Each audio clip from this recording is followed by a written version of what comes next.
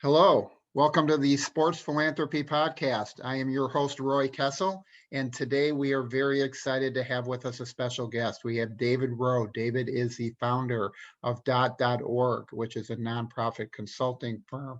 David's got a lot of experience in the nonprofit world and likes to classify himself as a nonprofit entrepreneur. So, David, welcome to the show. Roy, thanks so much for having me. Looking forward to it.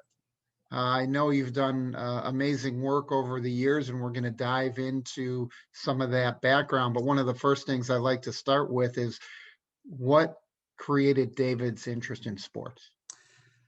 My dad, my dad took my brother and I to things from the time I was before I could walk until, every memory moving forward was centered around, I'm from Philadelphia originally. So I grew up with early days of the Flyers winning back-to-back Stanley Cups and all of the rest of my teams being absolutely horrible. And my brother and I playing board games, and they were all the Sports Illustrated games and things of that nature. And just everything revolved around sports, knowing every number of every player on every team, the baseball cards, the sort of the traditional things that people grew up with, but it ran really deep. And I continued my love of sports then through high school as a 3-sport athlete, and then went to Georgetown and was the director of the sports department for the Georgetown radio station and broadcast Georgetown women's basketball games. We didn't have access to the Georgetown's men's games. They actually had a real contract, and things just carried forward.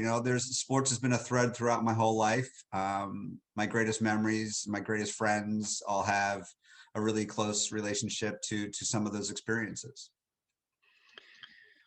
Well, it's interesting when you look at how people gravitate towards sports and what draws them in the first place. So, when you were young, what were the sports that you played? Well, like I said, the only team that was good was the Flyers. So we all played street hockey. We were all either Bernie Parent or Bobby Clark. My brother was Bernie Parent and I was Bobby Clark. And but I played a lot of baseball. And then the inner city Philadelphia versions of that, which were stick ball and wire ball and box ball but anything. I mean, I threw the ball for hours a day and caught it. I had great hand-eye coordination, didn't know it at the time until I went out for my first Little League team. And the coaches looked at me like I had fallen out of like some baseball, factory. And, but, for me, I played every sport. We just, whatever sport was sort of in season, we played. It was a lot of touch football. And, we were city kids. So you were out all night and playing kick the can and running around and doing everything. So, but it was a lot of baseball related stuff. And then there was the sprinkling in of all the street hockey. Those were the things I remember the most as a kid. So when you look back at that, which of those do you think shaped the things that you did afterwards the most? I don't know that. I mean, if I look forward to the sports I played, I ran cross country and track, and I played basketball in high school as captain of my basketball team. So clearly those specific sports, but I mean, just playing and being around kids and knowing how to interact with others. Sometimes they were kids you knew, and sometimes they were kids that you didn't know that you met in a playground, and you're just getting along with people that were different than you. But I would just say, I mean, I was a highly competitive person. So the competitive fire is kind of the common thread. It didn't matter if it was street hockey or wire ball or any traditional game. You played to win. And you were playing on concrete for the most part. So like this is a pretty resilient group of kids, and there was no ref. These were the games we all grew up playing and refed ourselves and kept each other honest. But I think it was just the competitive nature and then seeing myself in people like Larry Boa I was a scrawny kid, and Larry Boa was this bouncy shortstop, and I saw myself as Larry Boa. I always wore number 10. I ran like Larry Boa. I probably hit like Larry Boa a little bit too much, but I caught and threw and wanted to be a shortstop, and was a shortstop throughout my early days. And so those are the kind of things that were big influences and things that I really reflect on and remember. It's interesting you talked about playing on concrete, because you think of when we played sports as kids, you played wherever you could find a space, right? And 100%. and if that open space was a street, you played in the street until a car came and you jumped out of Yeah, the way, and then you got right back to it. And I think one thing that's really missing from sports today is that the kids don't have that control and that creativity to put the game and the project together. Everything's hyper structured. They come in, they know they only have one thing to do, and that's just play the game, but they don't develop some of those skills. You talked about reffing yourself, right? That was a whole series of negotiation of of, course. basketball, that's a foul, that's not a foul, or in baseball, he's out, he's not out, or the ghost runner would have scored on that single, but Right. you can't advance him that many bases. And I think that's an element that kids really miss going into the world today. Yeah, there's no free play. There's no free play now. We're not going back. Parents are helicopter parent is sort of an awful expression, but it tends to be pretty accurate. Everything is through a league, through a, pay for play kind of a situation, whether it's AAU / travel team / whatever. But, the notion of just playing sports because it was a fun thing to do, whether you were good, bad, or indifferent, and getting out there with your friends, it doesn't happen unsupervised. It was kind of like the bad boys, like in the 80s, in terms of our rules. It took a lot to get a foul called in like a street basketball game. You had to there was a no blood, no foul kind of like feel to it. And but that's okay. Like, people just played. It was just everything was sort of on the honor system. It was balls and strikes. You had a lot of times it was a big X with a square painted on the wall, and that was the strike zone. And if the tennis ball hit within there, was a strike, and you were playing stickball, and like that's it. So like you kind of, it was an honor system, and if kids kind of didn't want to play by those rules, they tended to get moved out of the group, because you wanted to play with kids that were willing to kind of go with the flow. And we played forever. We played. It wasn't like playing for 45 minutes and go get a juice box. This is like, gone for 5-6 hours at a time. Your parents today, like, can you imagine if your kid was nowhere to be found for 5 or 6 hours in some playground a half mile away, crossing a couple of streets? No way. They lose their mind. So that's not going to happen anymore.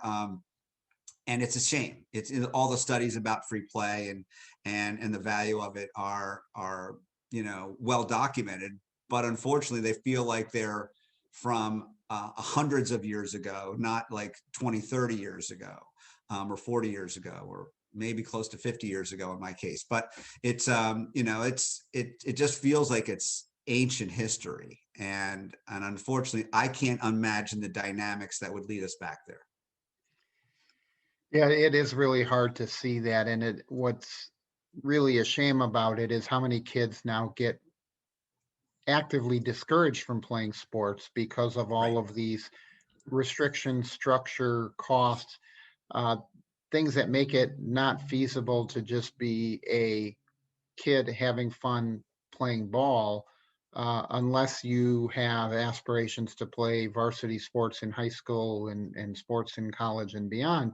And when we were growing up, most people didn't do that, right? Most people were never going to play varsity sports in high school, but they still came out to the playground and they're kicking the soccer ball or shooting the basketball, or you're throwing baseballs. It's very different. So as you look back on that, tell us a little bit more as you went through college, how, what you were studying, and then how your career track took path.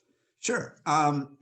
Well, I ran successfully in high school. I was sort of a state level runner at a small school in Wisconsin. We had relocated, and really enjoyed running. I went to Georgetown, which was renowned for its middle distance running. I was invited to walk onto the team, and I went out. I tell this story. They had what's called the back to school mile, and I went out to run the back to school mile, and I ran really well. But running at the same time was Kevin King. Kevin was either a junior or senior at Georgetown, was Olympic caliber 5,000 meter runner. And Kevin made a sound going around the track that was like a locomotive. And I looked at him that day and realized on that very moment that my running career was over. Like, as I knew it, my career was over. So I just went back and played, intramural sports at Georgetown. I was there during the Patrick Ewing era. So it was an incredible sports vibe at school. I was fortunate enough to get out to one of the championship games the year we lost to Villanova. Did not go out to Seattle where we won. Was just actively involved. Like I said, we played intramural sports. I went to the radio station. I gravitated to the sports department, learned how to run a board, doing sports roundups, like on an early Sunday morning, grabbing the Washington Post and pulling the box scores and making some kind of a report that was going to go out, and then becoming the sports director the next year, and then the general manager of the radio station the year after that. So kept a heavy hand in what was going on in sports.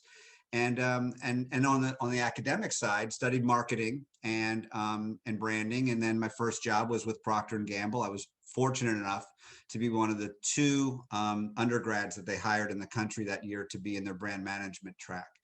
And went into packaged soap and detergent, worked on the Tide brand, the biggest, the mothership. And there was also an interesting aspect. They were involved with NASCAR at the time. They were launching the Tide car. And so we got to go down to Daytona. We went to Daytona the year that Darrell Waltrip won, driving the Tide car, like all kinds of fun things. And but branding was where my my focus was, learning at the greatest training and marketing company probably in the world, Procter & Gamble, and just that's where my roots were developed as a marketer and as somebody that really thinks about things through a branding lens. And that that drove that from that point forward has been a common thread through my professional career, is looking at things with how your brand is communicated and how your brand is being understood in the marketplace. That's something that's often underestimated, I think, by nonprofits in terms of recognizing that their organization really is still a brand. They have to understand that in the marketplace, there's a lot of competition for dollars. There's a lot of competition for programs, grants. And so when they're out there, you see many times that the storytelling element kind of gets left behind. They're like, we do great work. And you might look at them and say, fantastic. I love that you do great work. And I can see that work, but not enough people are seeing that work for you to be able to grow and scale. So taking your brand management expertise from P&G, talk a little bit about how you've seen organizations deal with that. Well, I think it's, I look at my own experience. I founded an organization called Pitchin' for Baseball, which then later became Pitchin' for Baseball and Softball. And we had a very, what I was described as an elegantly clear and simple story. We provided equipment to kids and communities in need, both here in the United States and around the world. That's it. I just need those, 8 seconds to tell you what the organization was. And you have a very clear understanding of who we are and what we do. And if you think back, you meet people at conferences and you network, and people are involved in nonprofit organizations, and they start telling you what they do, and they're talking and they're talking and they're talking, and it has something to do with food insecurity, but you're not exactly sure what they do and how they do it. Or it has something to do with literacy and how this, or maybe it's homelessness and how they're retraining. But it's like it's not clear where they're positioned in the marketplace. What is their lane, which is an overused expression, but it's important to understand your lane and to stay in your lane. And I've seen too many times where people don't have a clear understanding of who they are. And it's really about getting comfortable in your own skin as an organization. And that helps drive decision making. If it's something that was, we were in the baseball space, giving kids access to play the game. And so what are some of the factors that contribute to that? Well, maybe they don't have the right field space, or maybe they don't have access to this, or maybe they don't have, and those are very important things. No one's saying they're not. But when people came to us and said they needed help building a field, our answer is, well, we're not the people that can do that. but I do know some people that can, and give them a point in that direction. We stayed in our lane and really built our reputation as an organization, so that if you go back to this, think about the Groucho Marx thing, when like the duck would fall out of the ceiling if the special word was, said during the show, right? If somebody said equipment, I wanted pitching for baseball to fall out of the ceiling. In their head, I wanted that picture that word association to be like that simple and that clear. So everything we did as an organization reinforced that. All of our work, all of our programming, all of our partnerships pointed in that direction. And organizations which, it's not necessarily mission drift or mission creep, but at the end of the day, it's just sort of a dilution of their brand and their brand story, their brand message. It's like, well, I know you're involved with lacrosse, or I know you're involved with squash, or I know you're involved with rowing, but they don't have a clear sense for what the organization does and how it's making a transformative impact. So, in the sports space, it's pretty clear from most organizations which sport they're affiliated with, but in what way and what are they doing? And then how are they different than other people that might be in the same general space? That's where people tend to not be as sharp and not be as focused. And it's just a common thread where they tend to just say yes to a lot of things that are good opportunities. They might chase an opportunity that's a little off the main path that they had initially intended to be on. And then over time, as that happens more and more, it becomes a little more difficult to articulate and identify the specific role that they're playing. And what you're talking about really relates to diluting that mission, because if you, as you said, you're dealing with baseball, if you started chasing after every piece of equipment that's out there for every sport, all of a sudden you're losing that focus and you don't become the go-to guy for baseball, because people are like, well, I don't know if he's really tied into baseball or if he's just, now he's more concentrated on football or hockey or whatever the case may be. So when you started pitching for baseball, what gave you the initial concept to make that your focus? It's a great question. So there were two things that were happening at the same time. One is I was coaching my boys in baseball. My boys were 10 and 8 at the time. And I noticed that, like what might be, or what I imagined was happening in millions of closets and garages around the country, is they grew out of stuff.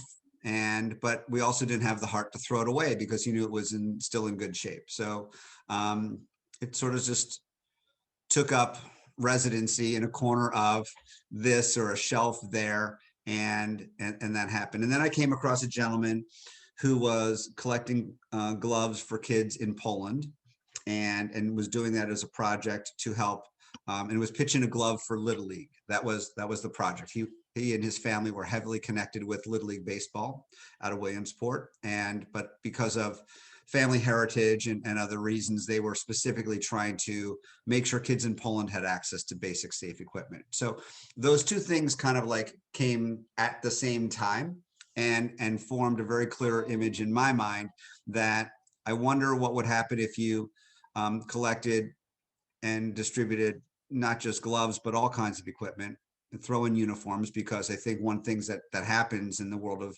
of team sports is that when you're all wearing the same jersey, you feel like a team, and there's something magical about that. And it wouldn't just be Poland, but it would be the whole world. And so, with that in mind, we launched Pitching for Baseball with the intent of helping kids no matter where they would be. And then you fast forward, after almost 15 years, I left the organization November 2019. We had helped over 900,000 kids, and in over 100 countries around the world, and basically every city here in the United States. And so, for me, it's a tremendous legacy, and just showing that the simple idea of collecting and redistributing equipment was really valued, was really necessary, and giving kids from under-resourced communities the opportunity to play is something that's critically important. There's no question, as you said, that there are garages filled with sports equipment all across the United States, and that the ability to sort of redistribute those to areas that could make good use of them, both in the US and abroad. There's an enormous number of places, people often will come to us and say, hey, we want to send it abroad, because their first inclination is everybody in the US has access to equipment. And that couldn't be further from the truth in terms of how many communities and kids in this country don't have the resources to afford all of that. So it's really an interesting discussion, and one that we're expanding on, and we'll spend more time talking about. But what I want to do is look at the way that you grew that organization. I know you did a lot of work in pitching for baseball in terms of developing partnerships. And I think it would be instructive both within the work you're doing now at .org, and talking about sort of the partnerships and the board development type of work you did in that foundation, and then how you're integrating that now into your current role. Yeah, I mean, I think when you look at the most one of the most critical levers within any organization is your board of directors. And I made the common flaw initially of having a board that was mostly friends and family, and or people that I knew that were local to me, that I knew had a deep passion for baseball and were maybe successful in business or whatever. But I didn't really think about them in terms of their role as a board member. I just thought as them as somebody that I knew cared about both A, me, and B, what I was trying to accomplish. And so we locked arms and started together. And what I quickly realized is they became a great group of cheerleaders for me to continue on doing the things that I was doing. And there were some notable exceptions in terms of their ability to help grow the organization, but many of them were really not board members. They just were, like mind meld with what the organization's mission was, but didn't really have the wherewithal or the instincts or the capabilities of helping grow the capacity of the organization through fundraising or through awareness building or relationships. So, taking a step back, you have to think about, and the mistake that I made, and I assume many people make in leadership positions in nonprofit organizations, is looking at an individual, and this applies to both board members and partners, and thinking, look at all the things that they can do for us. And that's true. A wealthy person, thinking about professional athletes, well, we can get so-and-so to join our board, and we can get now when that changed, and when we became more successful at recruiting board members and growing partnerships, is when we stopped looking at is what they could do for us, and began to understand better why they would be willing to join an organization and what we needed to do for them. What was the value we were bringing to them? Individual board members have a limited amount of time. And what we found is, board members are looking for unique experiences. They're looking to grow their professional network. And they want this cachet of being able to say that they are on a board at a nonprofit organization. They would never really say that out loud, but when you're at a cocktail party, or you were at, talking to friends over dinner, or you're, whatever, talking on the golf course, whatever you do, just casually hanging out with friends, people start talking about some of the things they're doing. And when you can share something that you're doing, you don't talk about your day-to-day work life typically in those situations with buddies or neighbors or friends or peers. You might talk about these other interests you have. So making sure that you give board members like rich content, great stories, the opportunity to engage hands-on. In our situation, which we became, going to equipment distribution events, or packing up equipment, or, counting our inventory, just doing something, getting their hands kind of dirty with the organization. And then once we expanded those opportunities, board members became more invested in our success and more willing to engage others. And then the partnership side, really, it's the same basic thing. The New York Yankees aren't sitting around all day waiting for nonprofit organizations to call. I don't know how to break it to everybody, but they've got a business to run. Every nonprofit organization, whether they're in sports philanthropy or anything else, if you are within the New York metro area, some board members say, you should contact the New York Yankees, as if you hadn't thought of that before.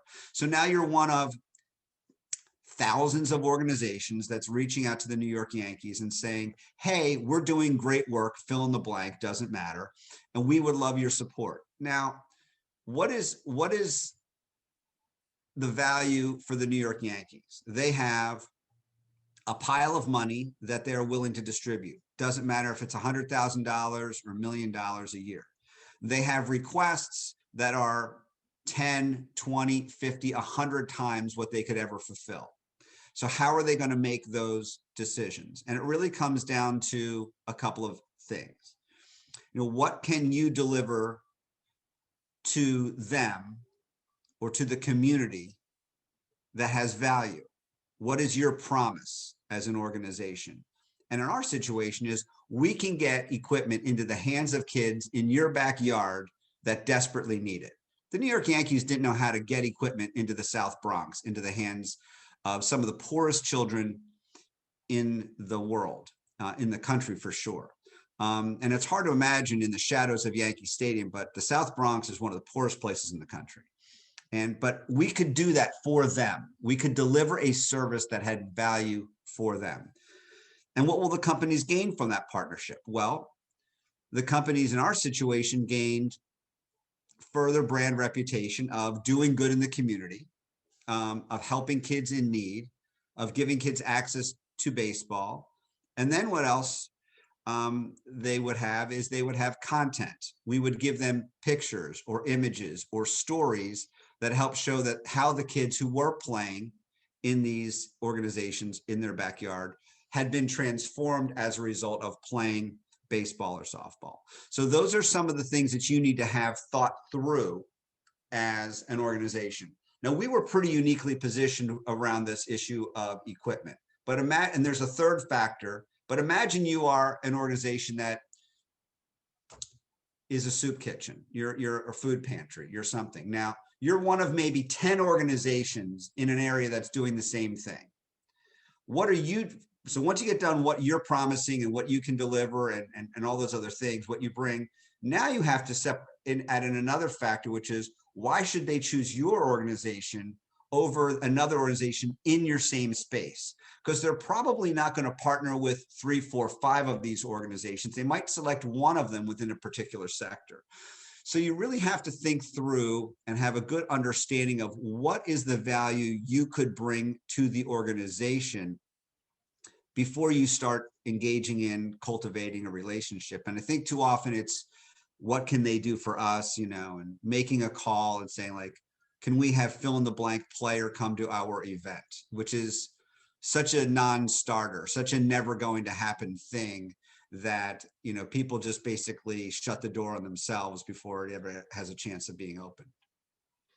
I think one of the things we hear frequently from teams is that the challenge, as you said, they're getting requests for 20, 50, 100 times the amount of the budget that they are able to allocate, right? No matter how big the budget is, there's always going to be more requests.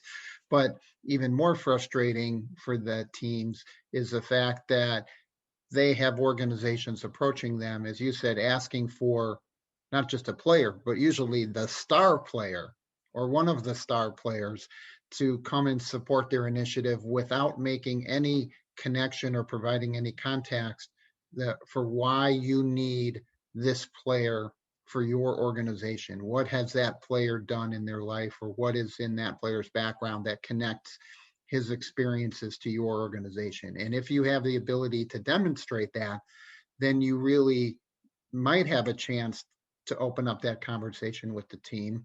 But if you're asking for it to just be what I'll call just an appearance because they're a celebrity, that's not the connection usually that the teams are looking for. Right. I mean, players, and this is really critical to understand, the teams don't really control the players. The players are their own individual corporations, and the teams have a very limited desire to engage them in things outside of playing the game. They will have them sign things for maybe an hour, one day during spring training, and they won't bring them anything else to sign basically the rest of the year. So fill in the blank player is going to sit down with bats, jerseys, balls, pictures, whatever, sign them. And with the exception of some massive storyline that none of us could predict and whatever. That's it. They're not going to bother them for those things. So those things are the kind of thing that a community relations department might send your organization to be part of your auction or part of your event or part of your whatever, if they're not getting the player. When it comes to players, if you think about fill in the blank team, think about who the major sponsors are of that team on television or radio.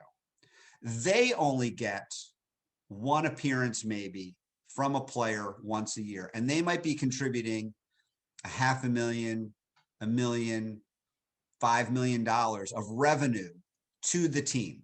They get very limited access to a player, and only on certain, during the season is very difficult for anybody. So that might be scheduled 6 months in advance during the off season, where they're coming to a Toyota sales meeting, or they're coming to a golf event, or they're shooting a commercial. But that is for their primary major sponsors. They only get a very, very limited amount of time. So if you're thinking about players, you're just thinking about the wrong thing. I mean, it's just such an uphill climb. Unless you have a personal relationship or a board member has a personal relationship, in that case, don't go through the team. Just go to the player or go to the player's representative.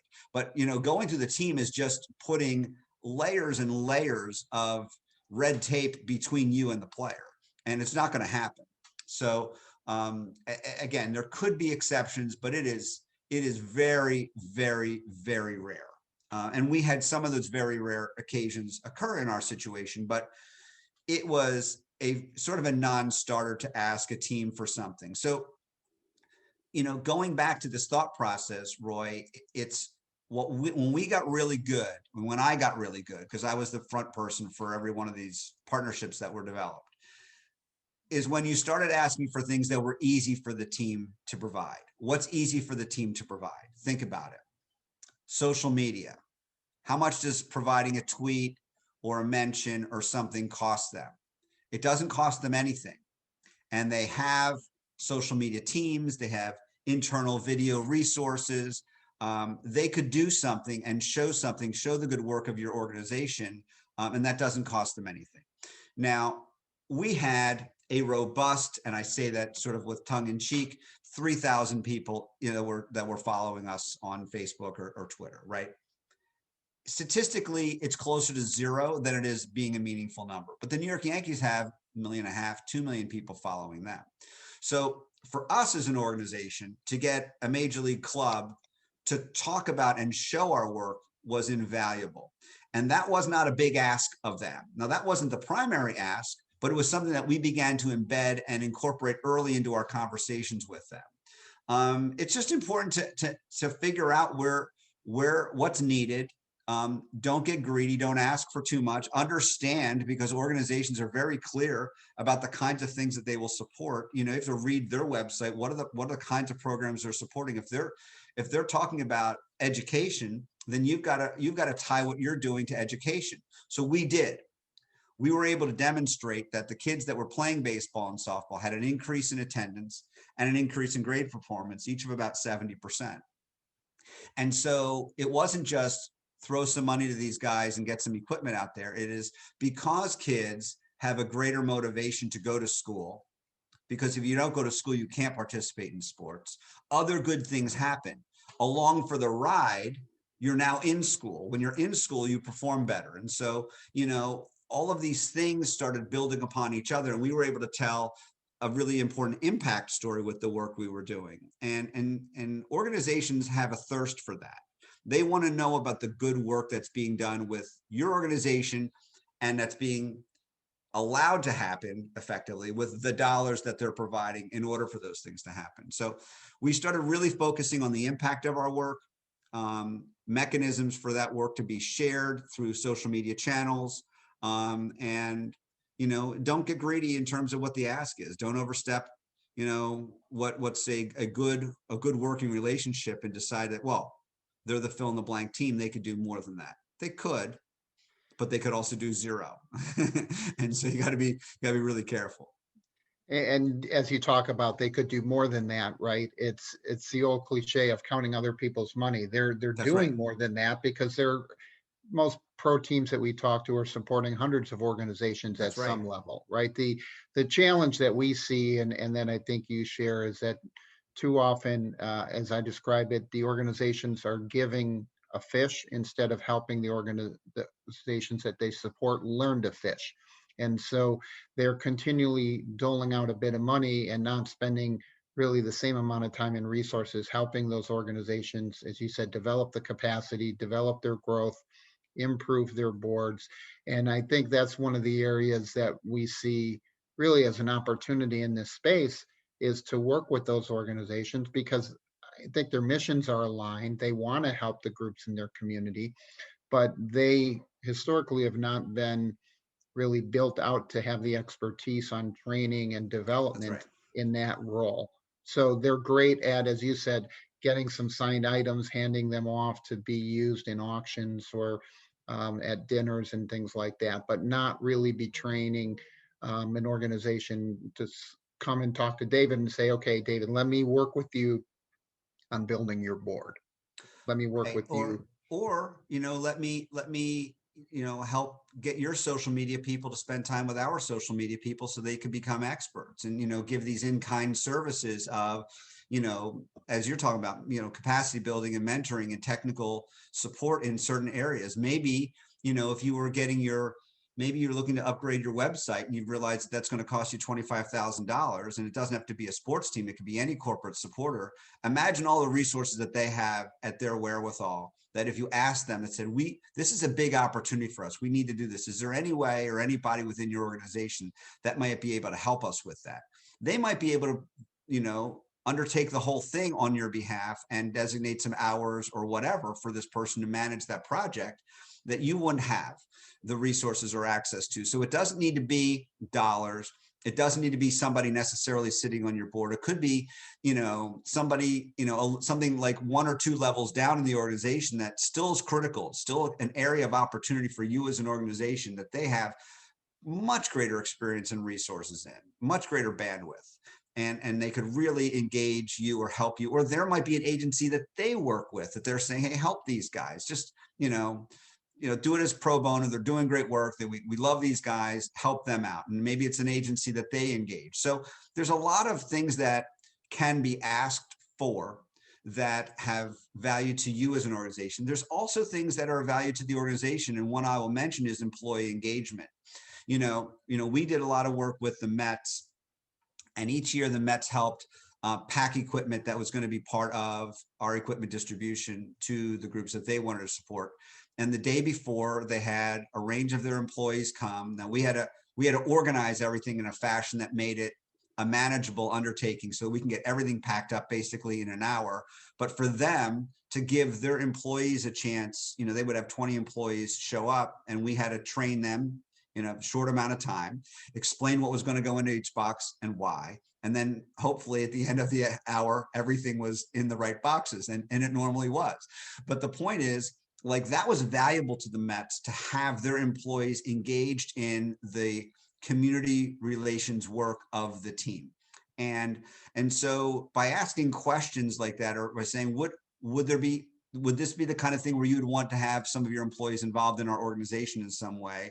Then they would probably say something like, well, what would that look like? And then you could say, well, and maybe they could be coaching and mentoring. We were not a direct service provider. We weren't managing kids and helping them play baseball. We were a third party that was giving equipment to people that were then managing kids who were playing baseball and softball, right? So, but in a lot of these situations in sports philanthropy, Roy, you have organizations that are running community-based programs. And maybe there's opportunities for employees to be coaches or to be umpires or to just be volunteers or whatever. So I would encourage people to think about these other ways of building the relationship, not have it simply centered around money. The money will come, but the money sometimes, if you have a long view, is maybe not where the relationship should start. And I would say maybe that's the last thing, which is find a way to get your foot in the door and be comfortable in the short term about, let's keep the baseball analogy, advancing the runner or hitting a single. Don't think about the 3-run homer.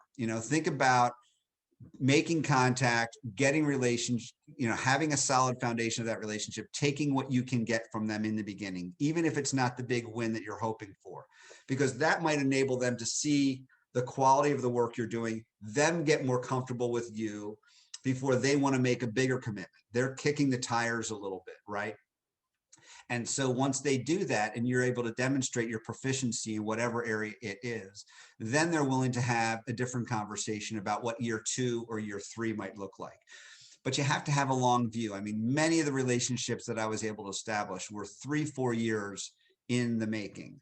And, it's hard in the early days because you don't feel like you have that kind of timeline, but you have to start filling that pipeline. And that's the same thing I'm doing now, running a consulting organization, is, creating relationships and starting to have relationships with organizations that will lead to engagements. We have some clients now, we're going to have more clients in the future. But the point is, you just want to make sure people understand your experience and how you can deliver value to them.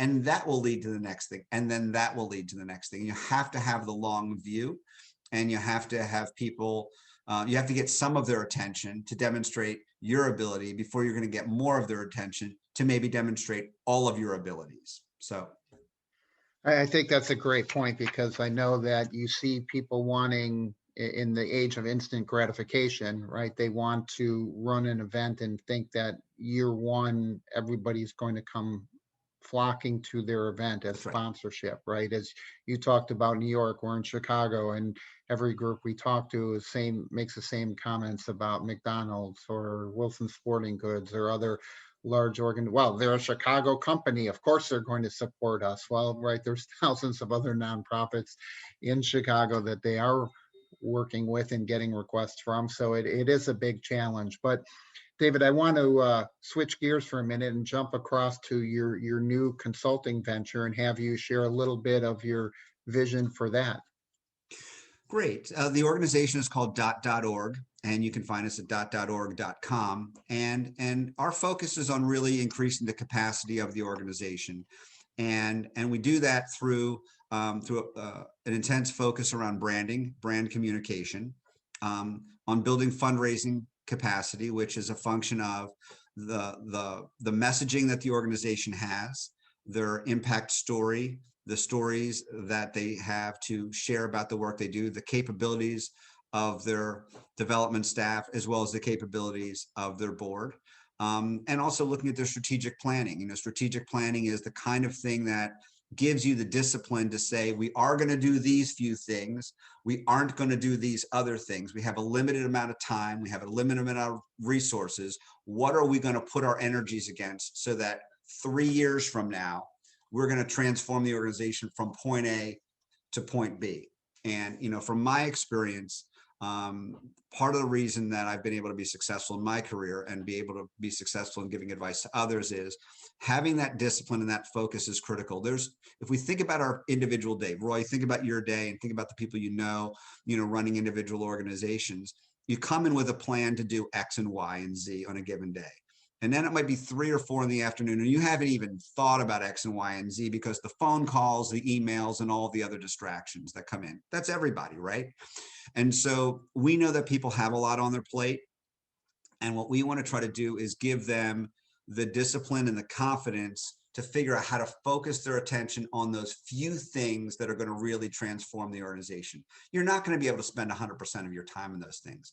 But if you went from spending 5% of your time on those things to 25 or 30% of your time on those things, imagine how much more of an impact you could have.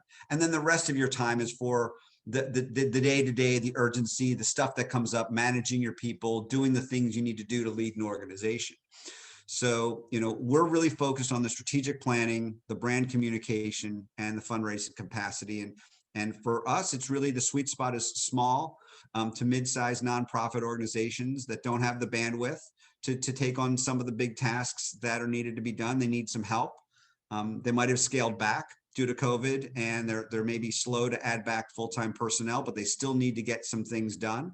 And so they're therefore looking for some help to get them done. And so, that's where we step in. I got 3 great people on my team, myself included, and with a variety of experiences. And, we're really a good group, and we're fun and agile. We're easy to work with. And we don't think bringing in a consultant needs to be like brain surgery. It's just like, we know the work that needs to get done. You know the work that needs to get done. Let us help you do it, and do it in an affordable way, but also do it in a way that's going to show you some real results. And then once we get done our first project, invariably it's something like, so can you also help us with this thing over here? And the answer is, yeah, of course we can.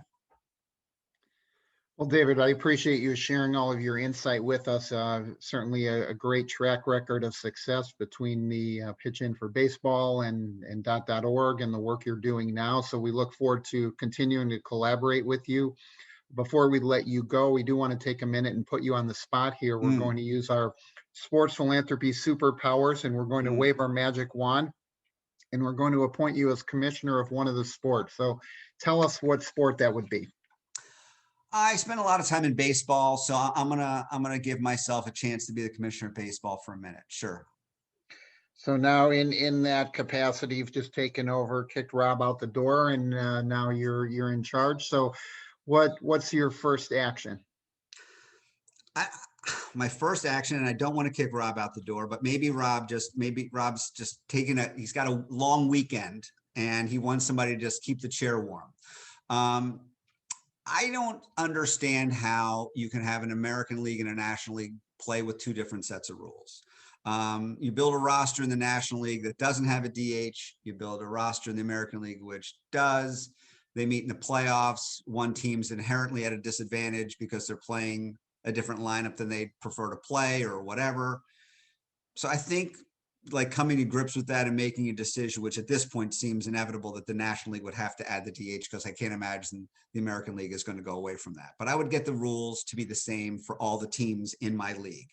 That seems like a reasonable expectation for a major league sport. Well, I think that's an ongoing problem. I know there's been a lot of discussion on that topic. I'm sure it's not going away anytime soon until that gets solved. But David, I appreciate you taking the time to join us today.